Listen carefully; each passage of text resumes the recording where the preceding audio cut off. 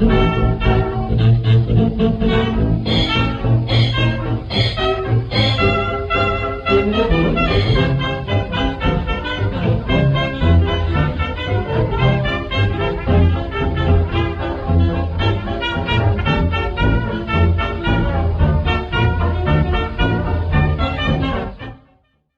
YouTube!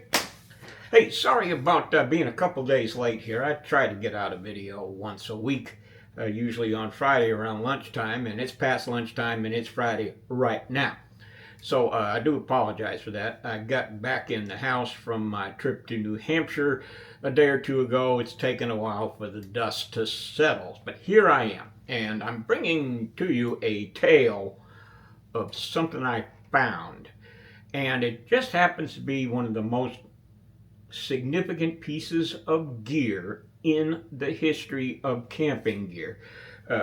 We'll talk about this one right here. I'm going to pick it up and show it to you right now. Now this, you guys have seen it. You guys know what this is. This is what is typically called the Boy Scout mess kit. Now, guys my age call it the Palco mess kit because it was at that time when I was a young man using this. It was made by a company called the Pressed Aluminum Company, Palco, and the name was prominent. And it was not sold exclusively by the Boy Scouts. You could buy the civilian version of it, which is strange because the Boy Scouts is a civilian organization, but never mind. I'm just showing this to you right now. This is actually not going to come into play too much in this video.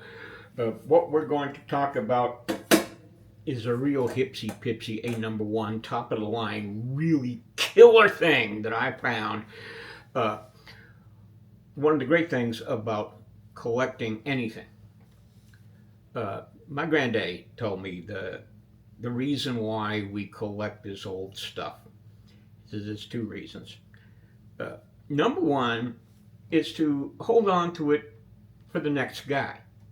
Take care of it, keep it safe, hold on to it until the next guy comes along. He's going to do the same thing.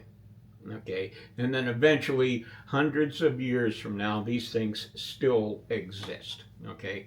We're at the very beginning of that cycle as far as recreational camping gear goes.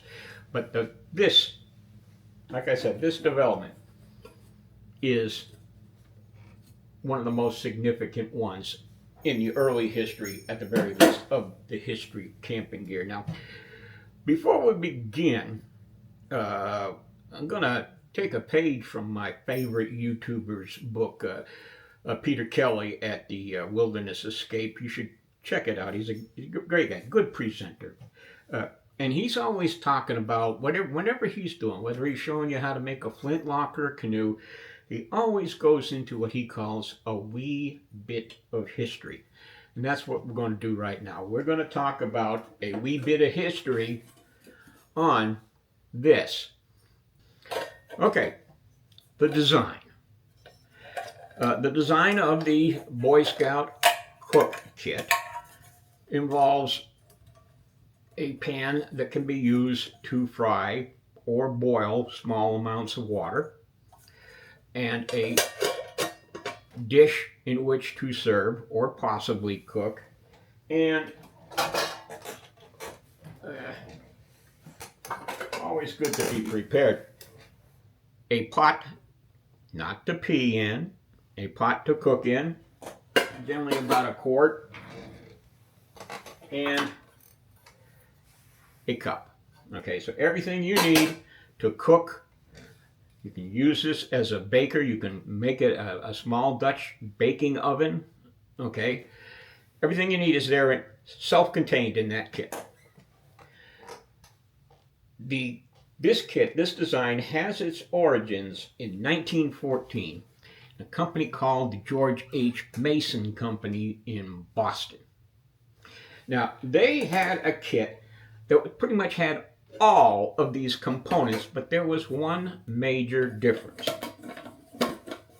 And I'm going to show it to you here. Again, using this 1970s kit, because the one I'm fixing to show you, I don't want to mess around with it too much.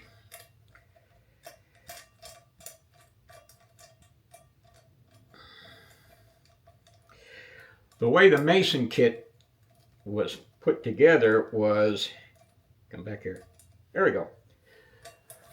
Rather than have the handle for the fry pan sit on top and trap the bowl beneath, their idea was to take that handle and turn it upside down and put it inside the plate, inside the frying pan, and then set this on top of it and put your cup and your pot in there, and it all went inside a canvas pouch.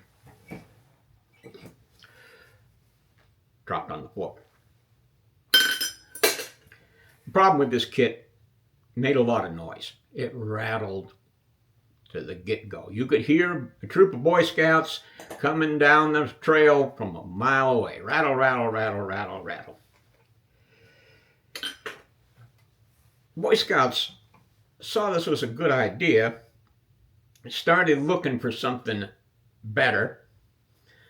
The Stoffel kit at that time was the official Boy Scout kit, but the Stoffel kit has a number of limitations, okay, as into the size of the boiler. There's no real plate to eat out of. The frying pan is a little bit hard to work with.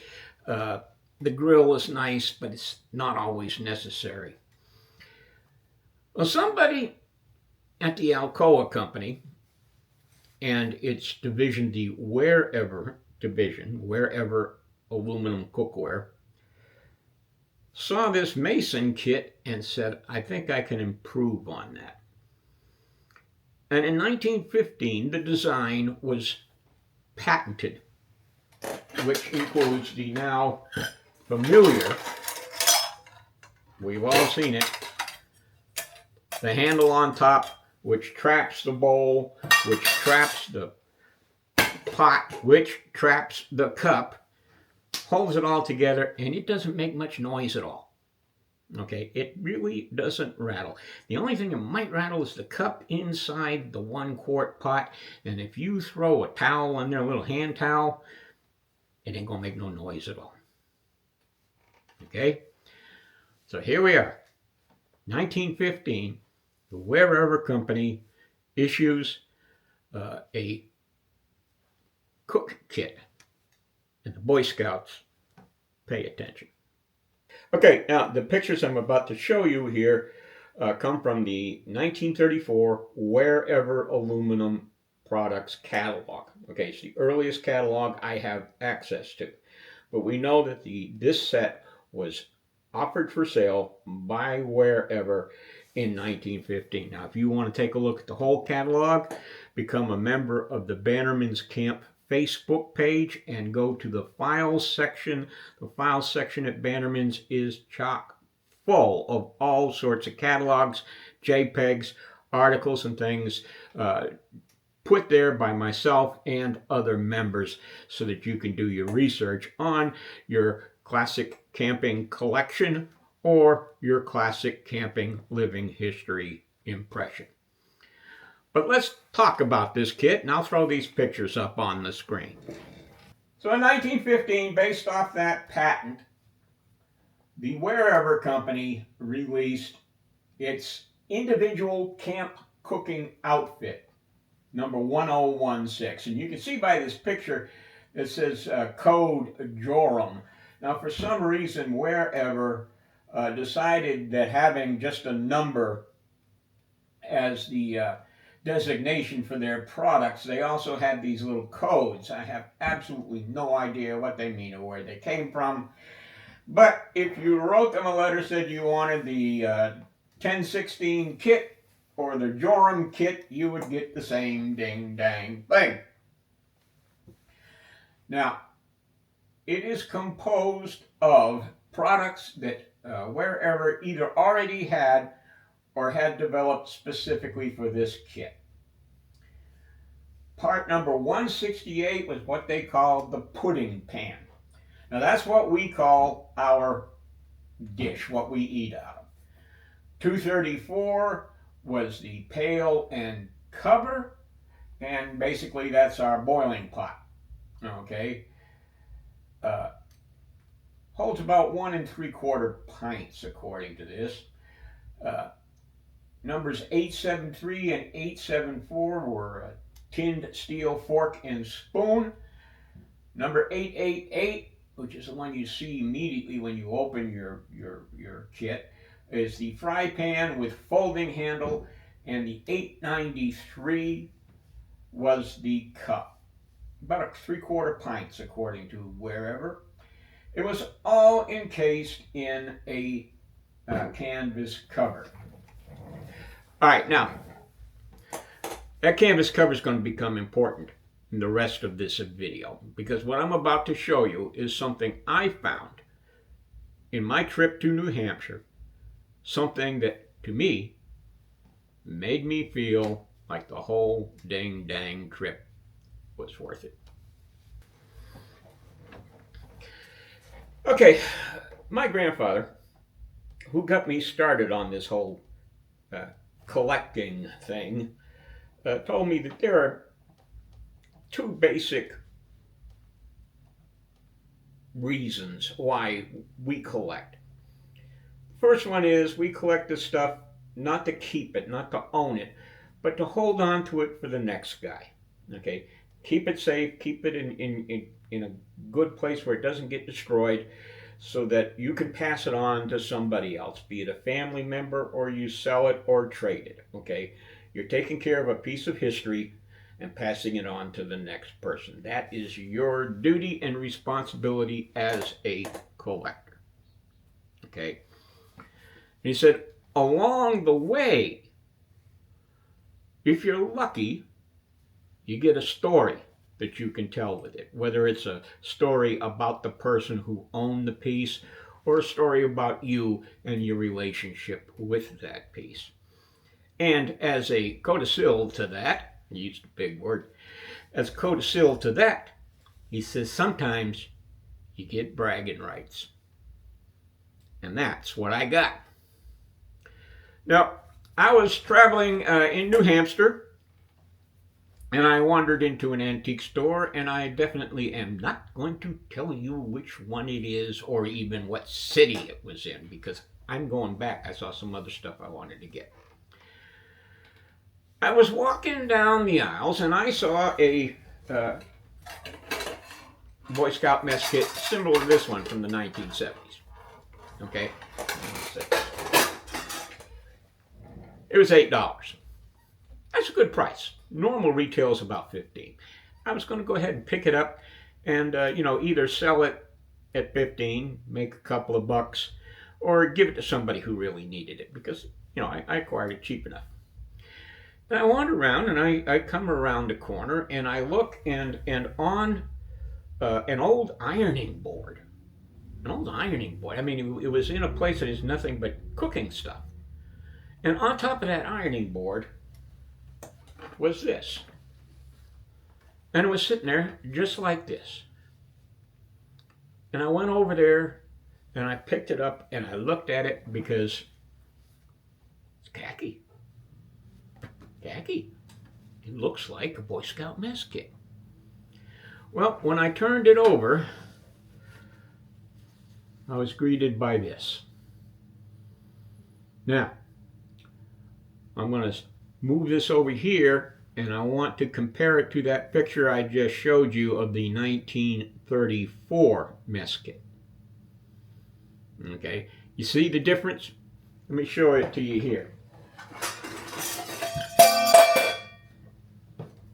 We make noise. There are two basic styles of cover for the pre-World War II Boy Scout cook kit. Okay, these are the early kits. Okay, see how it's got a button down here and a circular top? And if you'll notice, this right here, this is the Boy Scout logo, but it is stamped on. Okay, it is ink stamped on. This is the more common mess kit cover that we encounter. And most of the kits we encounter has this because they changed it from this. Now, the thing that made my heart soar like an eagle first was the absolute immaculate condition of this cover. I mean, it is in beautiful condition. This is the very first one of these I have seen that was not ripped or torn somewhere. And here in a minute, we're going to set it down here on the table. We're going to get some close-ups and open it up. And while I open it, you'll see why these ding-dang things don't survive in this shape. Okay? Let's take a look at what's inside. Let's open this puppy up. Okay. Now, first off, I want to show you and see if I can get a nice close-up of this. The Boy Scout logo that's here, and I got a better way of looking at that, and you see that the name in here is R.E. Snow. Okay, and I'll just mention an aside, I posted this on Facebook when I first found it. My buddy Wes thinks he may have found the gravesite of Ralph E. Snow from Deering, New Hampshire, who lived near Mount Washington in the 1930s. So he may be our young Boy Scout that used this kit. Now, what we're going to show you here is just how difficult this is to open and why we find them in such poor condition, and the things that made my knees knock when I saw it in that antique store. Okay, I'll pull it open over here, and you have to kind of peel this like a nanner. Okay, and there is a problem preventing you from doing that cleanly, but we are incredibly happy to have that problem. Because what we have in here, and another reason why these things are hard to see, we have the original 873, 874. I'll throw it up here on the screen. This is the original fork and spoon. Okay. You practically never find these with this kit. But this is the fork and spoon. Now, these are also the only parts in the kit that do not have the number stamped anywhere on them. Okay. They are tinned steel. Okay. And sized for a young man. Okay. But isn't that beautiful? Okay. It's beautiful because I'm a collector, and this is a piece that you hardly ever find. Okay? So, these right here. This is what made the trip to New Hampshire worth it. I mean, look at that. That has hardly ever been used. Look how bright and shiny that is. Look how bright and shiny that fork is. If it was Mr. Ralph Snow, he didn't get to use it all that much, which you'll see here in the rest of this. Okay, now, let's get this centered. I do want to show the pocket inside for the fork and spoon. And we'll just mention here that there are 3 sleeves in here, so you could add a knife, a pocket knife, if you wish. I'm not going to get too much into the details of each one of these pieces.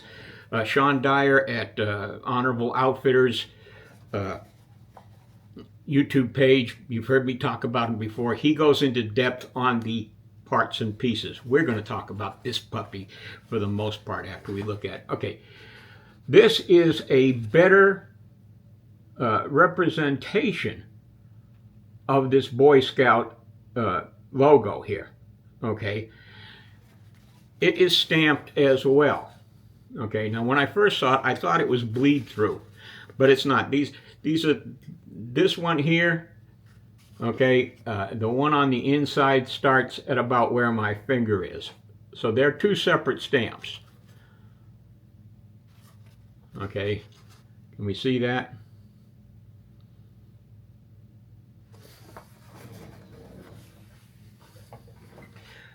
And this is going to be the center of what we're going to talk about the rest of this thing. Okay, now, the first thing we are greeted with is, this is wherever number 888. And the other thing I'm going to mention here right now, nothing in this kit is stamped with the Boy Scout logo. The only Boy Scout indication of Boy Scouts we have is that ink stamp on the cover. Nothing has been applied at the factory, apparently. I believe that this Boy Scout stamp was applied after the piece was purchased. Okay, that's going to help us date it. Okay, but there we go. Wherever, part number 888, and it is located here. Let me just show it to you here and get a close-up here. 888, and I think I'm going to have to flip this. But it says patented, I guess get my eyes right. Patented 1915, made in USA. Okay. That gives us a help on the date. The earliest this could have been made is 1915. We do see examples where it says patent applied for. Okay, so that would have meant that that was 1914 manufacture, about the same time as that other mess kit that I showed you, cook kit that I showed you. Okay, the handle is steel, and I'm just going to come out here and open this up and show you the stamping to kind of help you identify these parts. Wherever sold these pieces individually or as a kit. If you lost one, you could buy one of the parts from wherever. Again, this kit is complete. Every part is numbered on it. Okay, this is part number 234. Okay, the pail, as they call it, and lid. Okay, and this is the cup, and this is part number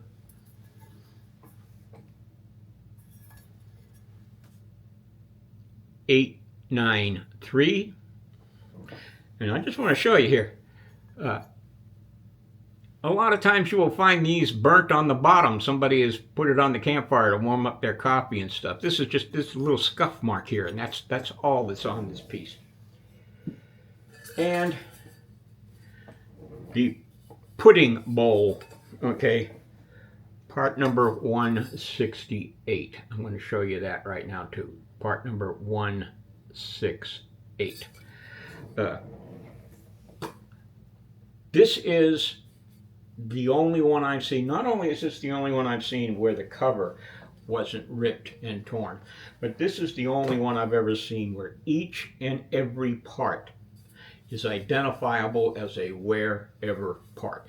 You find these it's more common to find the complete set, but it is about the same frequency that you will find these sets with a replacement, particularly for the cup or the pail. Okay, so what we've got now, again, is a beautiful one. This is my bragging rights. Okay, I have a kit that has a pristine cover. Okay, very rare to find these in pristine shape. It has a Boy Scout logo stamped on it. Later on, they're printed, but not until after World War II. Okay, that all helps us date this. Now, what else are we going to date this with? Because right now I've got a complete set. Right now it's incredibly valuable. And you want to know the great thing? It cost me $20. $20. 20.00. I looked behind me as I was leaving that store to make sure somebody wasn't chasing me with handcuffs. Okay, this is worth a good deal more than $20. Okay, but now what we want to do is we want to date it. We know that this cover is typically found on early Boy Scout cook kits, and the other cover, which for some ding-dang reason I can't find, the other is on the later camp kits, and it is the one more commonly found. Okay, that style of closure at the center is more common regardless of the material that it is made of. So what I did was, I know I've got an early mess kit, but what were the years that this cover was manufactured? We know that the Wherever 1016 Boy Scout mess kit, cook kit, was produced from 1915 until 1935. It was produced beyond 1935, but Wherever held the patent until 1935. In 1935, patent rights expired, and people could make a copy of this without infringing on the copyright. And companies like Miro and Cello and Royale, and later on cheap Chinese, Japanese, and later on cheap Chinese copies of these were made. And the quality of the kits keeps going down during those years. So can we discover the limit on when these were produced? Well, here's what I did. I will post a link down below. Google Books has, courtesy of the Boy Scouts, uploaded an archive of Boy's Life magazine from about, I think, 1910 until just recently. Okay, I accessed that archive and I started looking. Okay, so what I did is I went to the archives. I went shopping for cook kits. I looked at the advertisements. Okay, the ones that had illustrations. I started in 1920 because I knew I'd find one in 1915 because that's when they came out. So I went 5 years ahead and said, were they still making this style cover 5 years later? Because really, this style cover kind of sucks. 1920, February 1920, I found this. Okay, well then I went ahead 10 years to see whether or not they were still selling this style. Okay, and I found in June of 1931, the first one I clicked on, they were selling these. Okay, the one with the button in the center. Okay, you with me? Now, in the artillery, in the red legs, we call that, we've bracketed the target. We've gone long, we've gone short. The answer is somewhere in the middle. It's where you fire time on target. Okay, so I started forward from 1920, checked a couple of years, kept seeing this.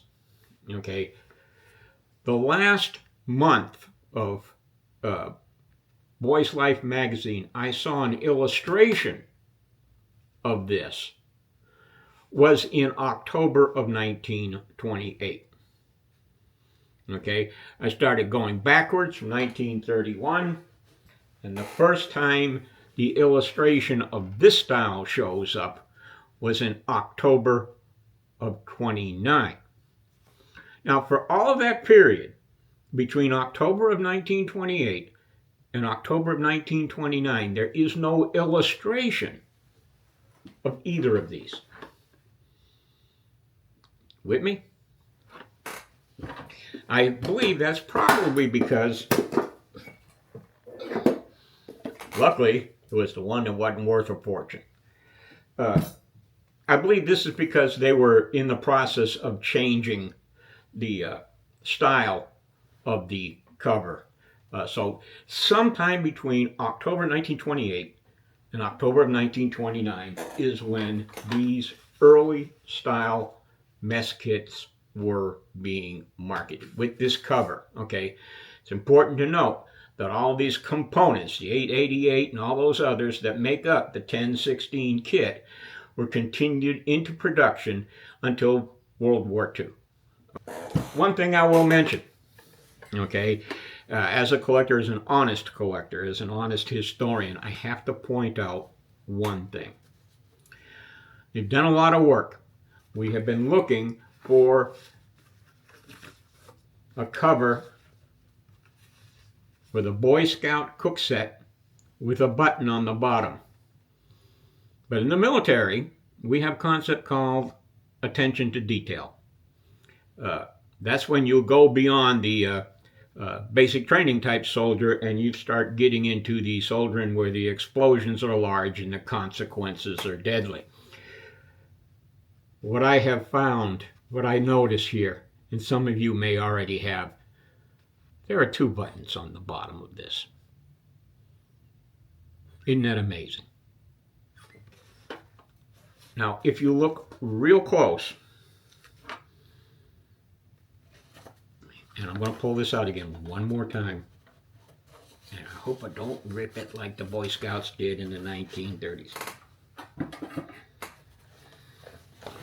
I hope you can see this. If you look at these 2 buttons here, okay, these 2 snaps, they're different. This bottom snap here matches all of the others. You with me? But this one here is different. This is the only different button, the only different snap. It goes through the fabric. Okay, so you can't unbutton this. This is, if you, I'm not going to be able to show it, I don't think. But this button is permanently fastened. It's fastened. Okay, if this wasn't, what I'm saying here is sometime, at some point, Ralph Snow, or whoever R.E. Snow is, or his mother, or somebody who got it after him, put this second snap in. I think that might be what saved it. Okay. Trying to pull, when that mess kit, cook kit, is inside, okay, when you try to pull this to snap down here, it puts a lot of strain, a lot of stress on this fabric. Okay, I think somebody noticed that and put it here. Okay, so it wouldn't be so tight. Now, it's entirely possible somebody in the Boy Scout patrol that Mr. Snow belonged to recognized that, and they put that second snap in at the same time they did the ink stamp of the Boy Scout logo. Okay, so when I say this is a 100% pristine piece, I'm talking about condition, okay, because this has been modified, okay, and we don't know when. If we find a Boy Scout 1016 cook kit in the same condition, overall condition as this is, and it has only one button, only one snap, it will be worth more than this piece. Okay, that's how you determine value. This is not 100%. It's kind of like a Jeep with, serial numbers, no GPW parts on it. Okay, somebody in the Jeep community is going to get me. You're wrong on that. Understand what I'm saying? Okay, not matching serial numbers.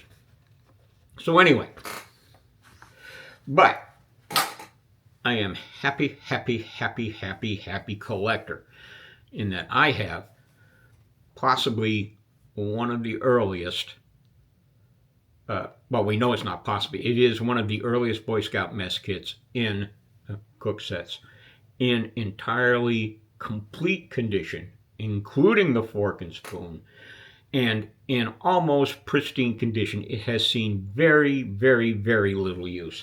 There's only a little bit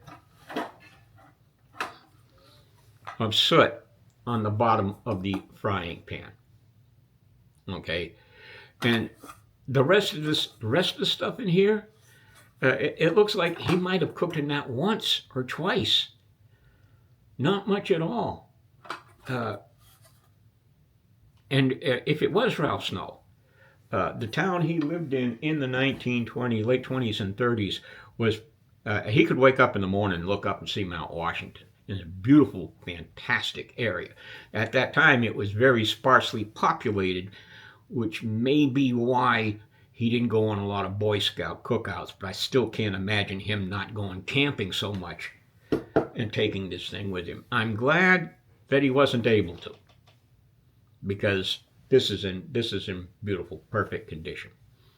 Anyway, that's it. If you've got any questions or comments, if you want more detail on the gear itself, the pieces that go in this, other than how to identify it by the number and the Wherever logo, go to Honorable Outfitters, Sean Dyer's channel. I think there's a link down in the comments section. Look, he's got 3 or 4 videos on Boy Scout cook sets. Okay, does a good job of that. Does a good job of the description of the stuff. I was more interested in this ding-dang thing here and how we can date them. Nobody was able to tell me until I went through all those Boys Life magazines when they stopped using this thing. We don't have an exact date, but we do have a date range. It was sometime between October 28 and October 29. There you go. We'll see you down the trail.